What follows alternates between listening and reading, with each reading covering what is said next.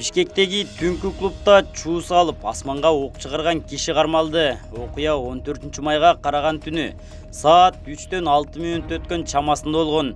Бишкекте түнкү клубдардын биринде бейбаштык кылып асманга ок чыгарган киши кармалды. Бул туурасында Октябрь райондук милициясынын маалымат кызматы кабарлады. Социалдык тармакка тараган кадрдан ал тапанчасын көтөрүп алып, жанындагыларга эмне болду деп жатканын көрүүгө болот. Милициянын билдирүүсү боюнча 14 майга караган түнү саат 3-төн 6 мүнөт өткөн чамасында Асанбай Кичи районундагы түнкү клубда бир киши курал көтөрүп, асманга атып жаткан боюнча чакыруу түшкөн.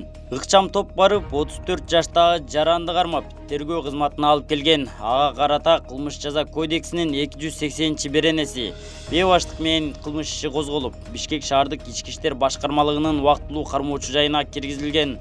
Учурда иликтөө жүрүп жатат. Шектүүдөн желим ок атуучу МР 471 тапанча алынып, тийиштүү экспертизалар дайындалды.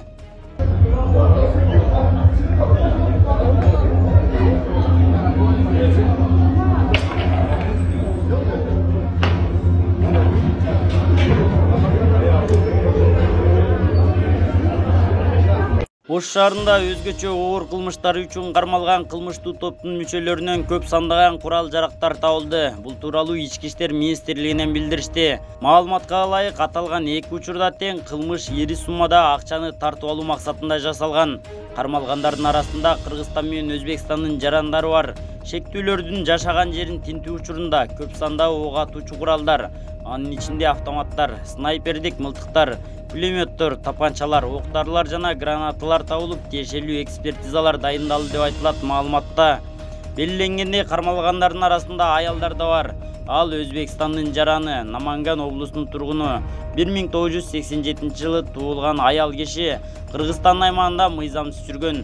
Алдын ала маалыматтар боюнча ал бир нече жыл мурда Тажикстан аркылуу өлкөгө кирген жана кармалган кылмыштуу топтун мүчөлөрүнүн биринин аялы болот. Шектүүнүн башка бирөөнүн документин колдонуп жүргөнү дагы аныкталды. Анын Ош шаарында жашаган жерин тинтүү учурунда 37 жаштагы Кыргызстандын жаранынын атына даярдалган паспорт табылган. Жогоруда бардык фактылар боюнча иликтөө иштери жүрүп жатат.